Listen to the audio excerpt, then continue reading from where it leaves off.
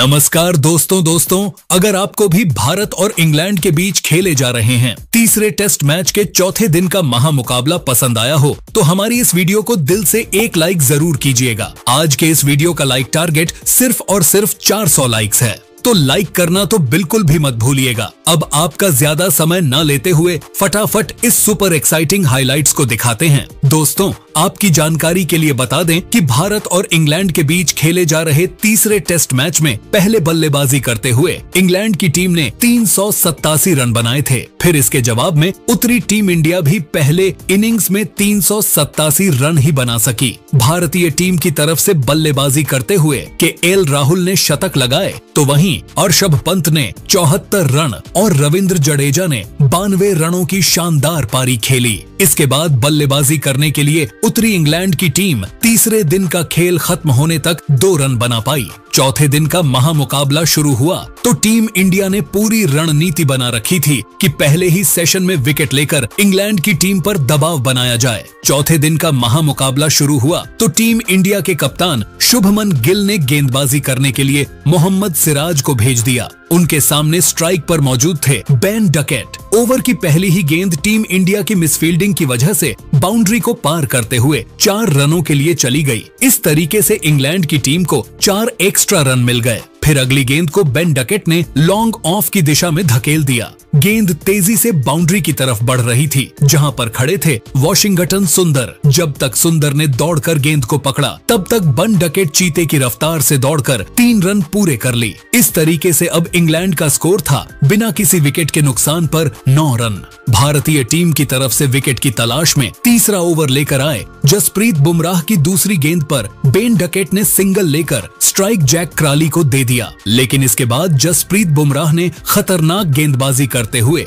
Jack क्राली को खूब चकमा दिया। जसप्रीत बुमराह ने अपने इस ओवर में सिर्फ और सिर्फ 1 रन ही बनने दिया। टीम इंडिया की तरफ से चौथा ओवर लेकर आए मोहम्मद सिराज ने इस बार इतनी खतरनाक गेंदबाजी किया कि जैक क्राली और बेन डकेट दोनों के होश उड़ गए। ओवर की पहली गेंद पर बेन डकेट ने सिंगल तो चुरा लिया, लेकिन इसके बाद मोहम्मद सिराज ने अपनी खतरनाक गेंदबाजी से जैक क्राली को खूब परेशान किया और उन्हें 1-1 रन के लिए तरसा दिया। जैक क्राली को सिराज की गेंद बिल्कुल भी समझ में नहीं आ रही थी और 1-1 रन बनाना उनके लिए काफी कठिन हो रहा था। मोहम्मद सिराज ने चौथे ओवर में सिर्फ 1 रन खर्च किया, लेकिन वह टीम इंडिया को सफलता नहीं दिला सके। जैक क्राली और बेन डकेट दोनों बल्लेबाज पूरी तरीके से मैदान पर सेट हो चुके थे और धीरे धीरे इंग्लैंड के स्कोर को आगे बढ़ा रहे थे, जबकि दूसरी तरफ टीम इंडिया को विकेट की तलाश थी। 5वें ओवर में टीम इंडिया के कप्तान शुभमन गिल ने रणनीति बनाई और विकेट की तलाश में गेंदबाजी करने के लिए एक बार फिर से जसप्रीत बुमराह को भेज दिया, लेकिन इस बार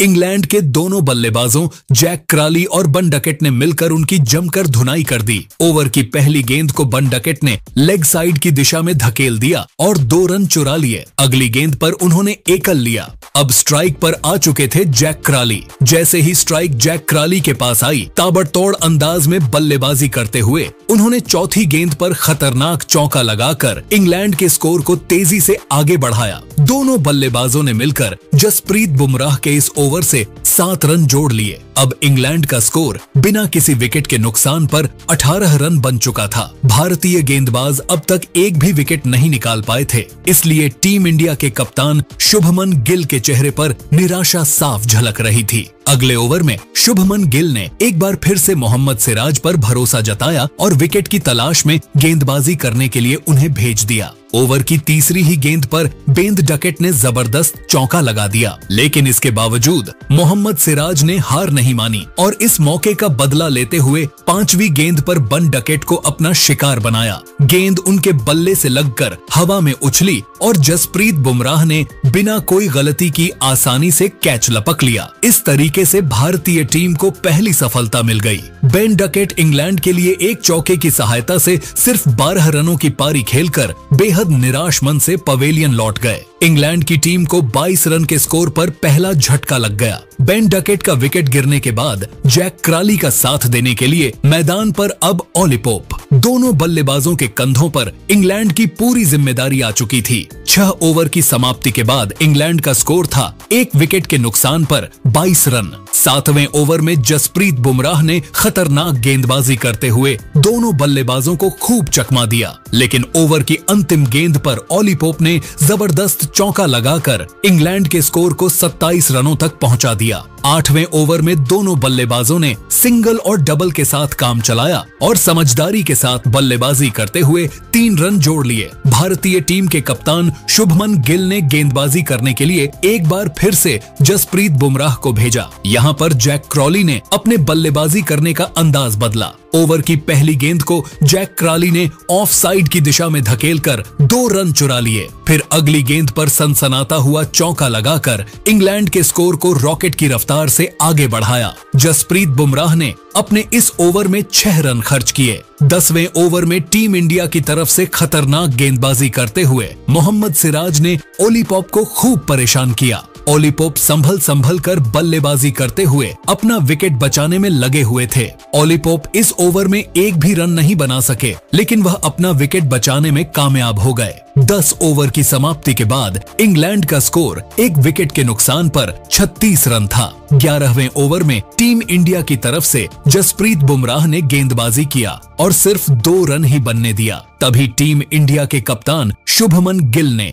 12वें ओवर में बॉलिंग अटैक पर एक बार फिर से मोहम्मद सिराज को लगाया, क्योंकि उन्हें पता था कि अगर ऐसी कंडीशन में कोई गेंदबाज विकेट दिला सकता है तो वह है मोहम्मद सिराज। उम्मीदों पर खरा उतरते हुए मोहम्मद सिराज ने जाते जाते 12वें ओवर की अंतिम गेंद पर ओली पोप को अपने जाल में फंसाया। अंपायर ने आउट नहीं दिया, लेकिन तुरंत टीम इंडिया के कप्तान शुभमन गिल ने बिना किसी देरी के रिव्यू लिया। रिव्यू में साफ दिख कि ओली पॉप LBW थे। इस तरीके से मोहम्मद सिराज ने इंग्लैंड की टीम को दूसरा झटका दे दिया। ओली पॉप इंग्लैंड के लिए सिर्फ 4 रन बनाकर वापस लौट गए। मोहम्मद सिराज ने अपने खतरनाक गेंदबाजी से इंग्लैंड की टीम को शुरुआत में ही बैकफुट पर धकेल दिया। एक छोर से इंग्लैंड के विकेट गिरते जा रहे थे, लेकिन दूसरी तरफ जैक क्रॉली मैदान पर डटे हुए थे। अब उनका साथ देने के लिए मैदान पर उतरे इंग्लैंड के सबसे भरोसेमंद बल्लेबाज, जो रूट दोनों बल्लेबाजों के कंधों पर इंग्लैंड की पारी संभालने की जिम्मेदारी थी और हर किसी को उनसे बड़ी पारी की उम्मीद थी। 13वें ओवर में टीम इंडिया की गेंदबाजी में बदलाव देखने को मिला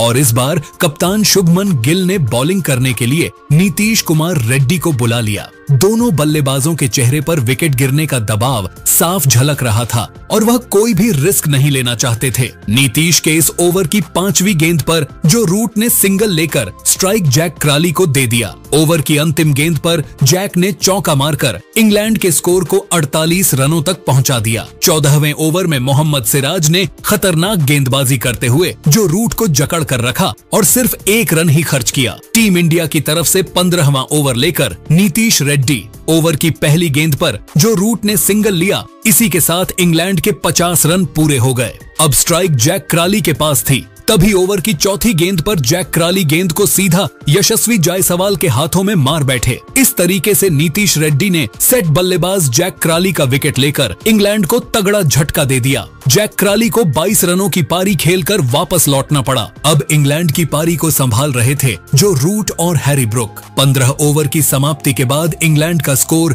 बड़े ही मुश्किल से 3 विकेट के नुकसान पर सिर्फ 51 रन ही बन सका। 16वें ओवर में भी टीम इंडिया की बॉलिंग स्पेल में बड़ा बदलाव किया गया और गेंदबाजी करने के लिए आकाशदीप को लाया गया। आकाशदीप ने शानदार गेंदबाजी का नजारा पेश करते हुए एक भी रन नहीं खर्च किया, यानी कि यह ओवर मेडन रहा। 17वें ओवर में दोनों बल्लेबाजों ने मिलकर 5 रन जोड़े, जिसमें हैरी ब्रुक ने एक चौका लगाया था। 18वें ओवर में टीम इंडिया की तरफ से गेंदबाजी कर रहे थे आकाशदीप। ओवर की 5वीं गेंद पर जो रूट ने एक शानदार चौका लगाया और इंग्लैंड के स्कोर को 61 रनों तक पहुंचा दिया। 19वां ओवर नीतीश रेड्डी ने मेडन फेंका। 20वें ओवर में शुभमन गिल ने आकाशदीप के ऊपर भरोसा जताया और गेंदबाजी करने के लिए उनको भेज दिया, लेकिन इस बार हैरी ब्रुक ने उनकी बखियां उधेड़ कर रख दी। ओवर के चौथी गेंद पर ब्रुक ने चौका लगाया, फिर अगली गेंद को भी चौके में तब्दील कर दिया। इसके बाद भी उनका बल्ला रुकने का नाम नहीं लिया और 20वें ओवर की अंतिम गेंद पर गगनचुंबी लगाकर आकाशदीप की जमकर धुनाई कर दी। आकाशदीप ने अपने इस ओवर में 15 रन लुटा दिए। अब इंग्लैंड का स्कोर 77 रनों तक पहुंच गया था।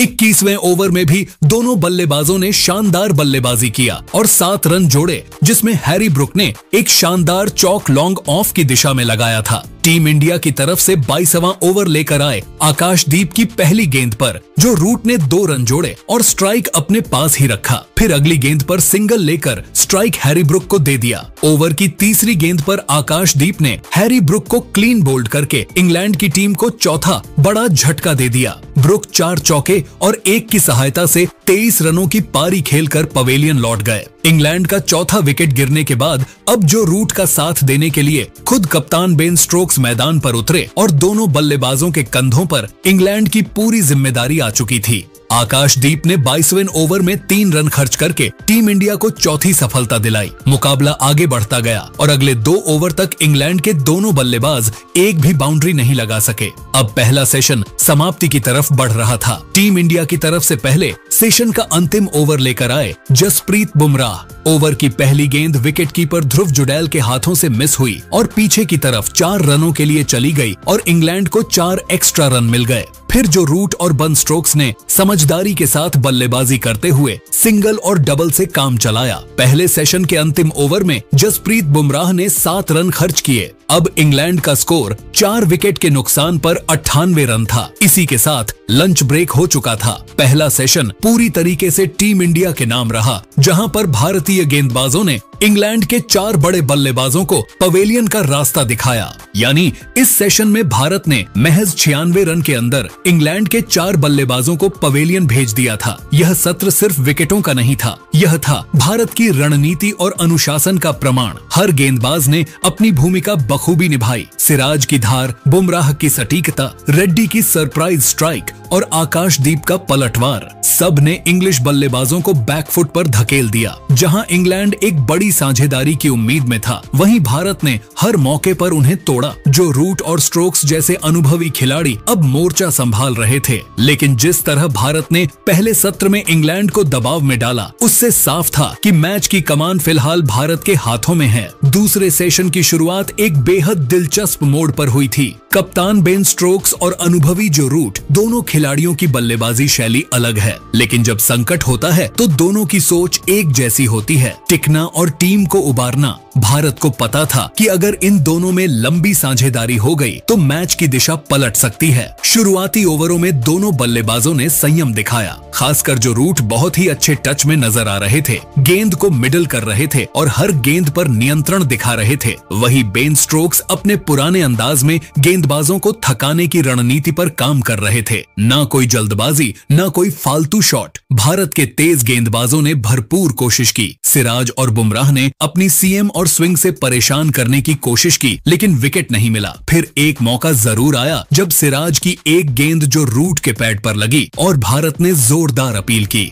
अंपायर ने नॉट आउट दिया, लेकिन कप्तान शुभमन गिल ने डीआरएस लेने में देर नहीं की। रिप्ले में साफ दिखा कि गेंद अंदर आ रही थी, लेकिन सिर्फ लेग स्टंप को हल्का सा छू रही थी। अंपायर्स कॉल के वजह से रूट बच गए। भारत को निराशा हाथ लगी। खिलाड़ियों के चेहरे पर हल्की मायूसी साफ देखी जा सकती थी। यह वो पल था जब भारत को लग रहा था कि मैच उनके हाथ से निकल सकता है। अब तक इंग्लैंड का स्कोर 150 पार कर चुका था। जो रूट और बेन स्टोक्स के बीच एक ठोस साझेदारी बन चुकी थी। भारत के तेज गेंदबाज अब उतने प्रभावी नहीं दिख रहे थे। गेंद पुरानी हो चुकी थी और पिच भी थोड़ी धीमी लग रही थी। यहीं पर कप्तान गिल ने एक बेहद अहम और चतुर निर्णय लिया। उन्होंने दोनों छोर से स्पिन गेंदबाजों को लगाया, एक छोर से रविंद्र जडेजा और दूसरे से वॉशिंगटन सुंदर। यह चाल भारत के लिए गेम चेंजर साबित हुई। पहले सुंदर ने जो रूट को गेंदबाजी की, जो रूट उस वक्त अपने पैर पूरी तरह जमा चुके थे, लेकिन सुंदर की गेंदबाजी में एक खास बात थी। गेंद हवा में थोड़ा बहक रही थी, जिससे बल्लेबाज की लाइन बिगड़ रही थी। रूट ने स्वीप खेलने की कोशिश की, लेकिन उन्होंने लेग स्टंप पूरी तरह खोल दिया। गेंद बल्ले के नीचे से निकलकर सीधा लेग स्टंप से जा टकराई। स्टंप उखड़ गए और सुंदर ने जोश में आकर जोरदार जश्न मनाया,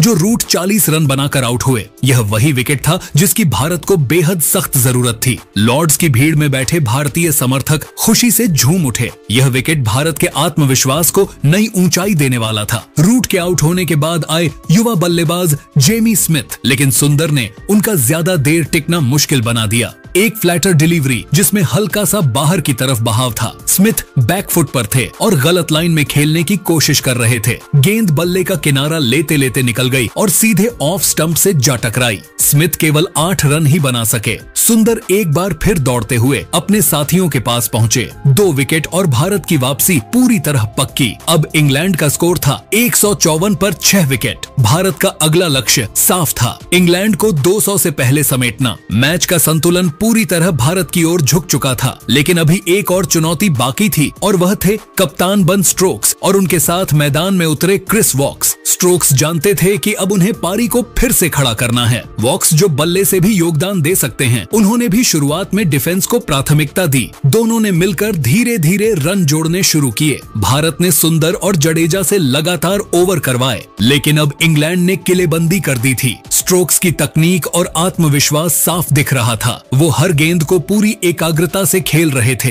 रन रेट की चिंता किए बिना वॉक्स ने भी उनका बखूबी साथ निभाया। इस बीच शुभमन गिल ने कुछ रोटेशन किया, आकाशदीप और सिराज को वापस लाया, लेकिन सफलता नहीं मिली। धीरे धीरे इंग्लैंड का स्कोर 175 तक पहुंच गया और यहीं पर दूसरे सेशन का अंत हुआ। टी ब्रेक की घोषणा हुई। दोनों बल्लेबाज मैदान से नाबाद लौटे। इस सेशन में 27 ओवर हुए और इंग्लैंड ने 87 रन बनाए और 2 बड़े विकेट गंवाए। भारत के नाम एक और शानदार सत्र। सुंदर ने 2 क्लासिक विकेट लेकर दिखा दिया कि क्यों उन्हें इस टीम में मौका मिला। टी ब्रेक के बाद इंग्लैंड के पास अब भी उम्मीद बाकी थी, लेकिन भारत की पकड़ और मनोबल मैच पर हावी हो चुका था। गेंदबाजी में जो अनुशासन दिखा वह काबिले तारीफ था। इंग्लैंड की टीम मुश्किल में थी, लेकिन उम्मीदें अभी भी कप्तान बन स्ट्रोक्स से जुड़ी हुई थीं। सभी की निगाहें इस बात पर टिकी थी कि क्या स्ट्रोक्स एक बार फिर अपनी कप्तानी से कमाल दिखा पाएंगे या भारतीय गेंदबाजों की रफ्तार और चालाकी के आगे इंग्लैंड की पारी बिखर जाएगी। जवाब ज्यादा देर तक छिपा नहीं रहा। आखिरी सत्र की शुरुआत होते ही तीसरे ही ओवर में भारत को सबसे बड़ा और सबसे निर्णायक विकेट मिल गया, कप्तान बन स्टोक्स का। वॉशिंगटन सुंदर ने इस मैच में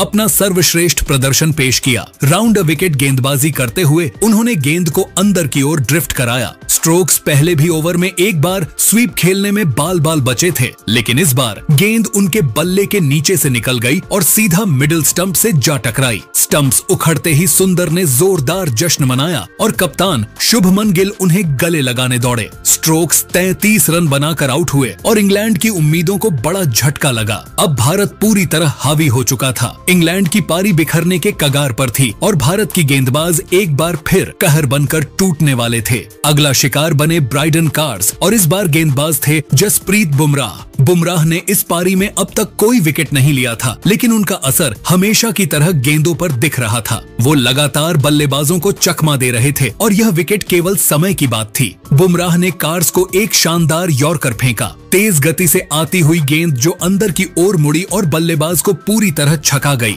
बल्ला नीचे लाने में देर हो गई और गेंद सीधा लेग स्टंप से जा टकराई। बुमराह के चेहरे पर मुस्कान थी। यह विकेट उनके लिए भी राहत का पल था। कार्स महज 1 रन बनाकर आउट हुए। अब इंग्लैंड का स्कोर 183 रन पर 8 विकेट हो चुका था और मैदान पर सन्नाटा पसरा हुआ था। लेकिन भारत के लिए काम अभी पूरा नहीं हुआ था। अगली बारी थी क्रिस वॉक्स की, जो एकमात्र ऐसे बल्लेबाज बचे थे जो कुछ देर तक टिक सकते थे, लेकिन बुमराह ने उन्हें भी ज्यादा देर तक नहीं टिकने दिया। बैक ऑफ लेंथ गेंद हल्की सी अंदर की ओर मूव करती हुई वॉक्स ने ऑफ साइड पर शॉट खेलने की कोशिश की, लेकिन गेंद अंदर आई और बल्ले का अंदरूनी किनारा लेकर लेग स्टंप से जा टकराई। यह एक क्लासिक बुमराह डिलीवरी थी। वॉक्स 10 रन बनाकर आउट हुए और अब इंग्लैंड के 9 विकेट गिर चुके थे। स्कोर था 150। अब बस 1 विकेट बाकी था और भारत के गेंदबाजों में ऊर्जा की कोई कमी नहीं थी। आखिरकार गेंद फिर से वॉशिंगटन सुंदर के हाथ में थी, जिन्होंने पहले ही 2 महत्वपूर्ण विकेट लेकर इंग्लैंड की कमर तोड़ दी थी और अब उन्होंने पारी को खत्म करने की जिम्मेदारी भी अपने कंधों पर ले ली। सुंदर ने शोएब बशीर को क्लीन बोल्ड कर दिया। सुंदर के चेहरे पर संतोष और आत्मविश्वास झलक रहा था। इंग्लैंड की पूरी टीम 192 रन पर ऑल आउट हो गई। भारत के गेंदबाजों ने एक बार फिर अपना दमखम दिखा दिया था। इंग्लैंड को 200 से नीचे रोकना एक बड़ी उपलब्धि थी और इससे भारत के लिए जीत की राह काफी साफ हो चुकी थी। अब भारत को सिर्फ 193 रन चाहिए थे और उनके पास समय भी था और आत्मविश्वास भी। भारत की तरफ से वॉशिंगटन सुंदर ने सबसे ज्यादा 4 विकेट झटके और उन्होंने 1.80 की शानदार इकोनॉमी रेट से रन दिए। वहीं जसप्रीत बुमराह और मोहम्मद सिराज ने भी 2-2 विकेट झटके। नीतीश रेड्डी और आकाशदीप को भी 1-1 विकेट मिला। सबसे खास बात यह रही कि कप्तान शुभमन गिल ने जिस समय सुंदर को अटैक पर लगाया वही मैच का टर्निंग पॉइंट साबित हुआ। सुंदर ने न केवल विकेट चटकाए बल्कि रन गति पर भी लगाम लगाई और इंग्लैंड को लगातार दबाव में रखा। अब लॉर्ड्स में एक नई कहानी लिखने का समय था। भारत के पास इतिहास रचने का मौका था। सामने था सिर्फ 193 रनों का लक्ष्य। जैसे ही भारत की दूसरी पारी की शुरुआत हुई, हर किसी को लगने लगा था कि टीम इंडिया इस लक्ष्य को आसानी से पार कर लेगी। जीत के लिए 193 रनों का लक्ष्य था, न ज्यादा बड़ा न ही आसान, लेकिन पिच पर उभरती दरारें और इंग्लैंड की आग उगलती गेंदबाजी इसे रोमांचक बनाने वाली थी। ओपनिंग के लिए यशस्वी जायसवाल और केएल राहुल की जोड़ी उतरी। पहला ओवर क्रिस वॉक्स ने फेंका और उसमें कोई रन नहीं आया। राहुल ने संयम दिखाया और जायसवाल ने खुद को तैयार करने की कोशिश की, लेकिन दूसरे ओवर में जैसे ही जोफ्रा आर्चर गेंदबाजी पर आए, भारतीय फैंस की धड़कनें तेज हो गईं और फिर वही हुआ जो भारतीय खेमे के लिए किसी झटके से कम नहीं था। आर्चर की शॉर्ट गेंद लगभग 141 किलोमीटर प्रति घंटा थी। प्रति घंटे की रफ्तार से ऑफ स्टंप के बाहर जायसवाल ने पुल करने की कोशिश की, लेकिन गेंद उनके नियंत्रण से बाहर निकल गई। न लाइन सही थी न टाइमिंग। नतीजा मोटा टॉप एज और गेंद आसमान में। कीपर जेमी स्मिथ ने आराम से कैच लपक लिया। जायसवाल 7 गेंद खेलकर बिना खाता खोले लौटे और यह लगातार दूसरी पारी थी जब आर्चर ने उन्हें खाता खोले बिना चलता किया। अब मैदान पर आए करुण नायर, लेकिन दूसरी ओर के एल राहुल ने मोर्चा संभाल लिया था। राहुल का फुटवर्क क्लासिक दिख रहा था और वह पहली ही गेंद से आत्मविश्वास से भरपूर नजर आए। उन्होंने वक्स को 2 शानदार चौके लगाए और मैदान के हर कोने में स्ट्रोक्स की झड़ी लगानी शुरू की। करुण नायर ने हालांकि शुरुआत धीमी की और सदी हुई बल्लेबाजी की, लेकिन राहुल के साथ मिलकर उन्होंने स्कोर को आगे बढ़ाया। लगभग आधे घंटे बाद जब ऐसा लगने लगा कि यह साझेदारी भारत को स्थिरता दे देगी, तब ब्राइडन कार्स ने कमाल कर दिया। 41 रन के स्कोर पर उन्होंने करुण नायर को एलबीडब्ल्यू आउट कर दिया। एक इन कट्टर जो सीधा घुटने की लाइन पर लगी। करुण ने उसे छोड़ने की गलती कर दी और अंपायर पॉल राइफल ने बिना देर किए उंगली उठा दी। करुण 33 गेंदों में 14 रन बनाकर पवेलियन लौटे और भारत को दूसरा झटका लगा। इसके बाद कप्तान शुभमन गिल बल्लेबाजी के लिए उतरे, जिनसे भारतीय फैंस को काफी उम्मीदें थीं, लेकिन उनका क्रीज पर समय कुछ खास नहीं रहा। इंग्लैंड के गेंदबाजों ने उनके खिलाफ आक्रामक रणनीति अपनाई और कार्स ने उन्हें भी जल्द ही चलता कर दिया। एक बार फिर वही इनकटर और गिल के पैर समय पर नहीं चले। पैड्स से टकराई और रिव्यू में दिखा कि गेंद मिडिल स्टंप को तोड़ दी। गिल ने 9 गेंदों में सिर्फ 6 रन बनाए और भारत का स्कोर 53 रन पर 3 विकेट हो गया। अब मैदान पर हर कोई जान गया था कि लक्ष्य अब आसान नहीं रहने वाला। इंग्लैंड ने वापसी कर ली थी और गेंदबाजी में जान आ गई थी। ऐसे में टीम इंडिया ने एक रक्षात्मक फैसला लिया। आकाशदीप को नाइट वॉचमैन के रूप में भेजा गया। उन्होंने केएल राहुल के साथ मिलकर विकेट बचाने की भरपूर कोशिश की। राहुल जो अब तक पूरे आत्मविश्वास से खेल रहे थे, उन्होंने खुद को और टीम को संभालने की जिम्मेदारी उठा ली थी। उन्होंने एक और खूबसूरत ड्राइव लगाया और पिच पर बेहद सधे हुए अंदाज में टिके रहे। लेकिन जैसे ही दिन का अंतिम ओवर शुरू हुआ, बेन स्टोक्स ने बॉल हाथ में ली और भारत को एक और करारा झटका दे दिया। स्टोक्स की एक तेज अंधरती गेंद आकाशदीप की तकनीक की परीक्षा ले गई। गेंद उनके बल्ले और पैड्स के बीच से होते हुए सीधा मिडिल स्टंप में जा घुसी और भारत ने चौथा विकेट भी गंवा दिया। दिन के अंत तक भारत का स्कोर था 4 विकेट पर 58 रन। केएल राहुल 33 रन बनाकर नाबाद थे। भारत को अब भी जीत के लिए 135 रन चाहिए थे, वहीं इंग्लैंड को सिर्फ 6 विकेट। लेकिन दोस्तों, अब आप ही बता दीजिए, भारत और इंग्लैंड के बीच खेले जा रहे तीसरे टेस्ट मैच को कौन सी टीम जीतेगी? आप खुद नीचे कमेंट करके बताइए और ऐसी ही नई वीडियो के लिए हमारे चैनल को जरूर सब्सक्राइब करिए। धन्यवाद।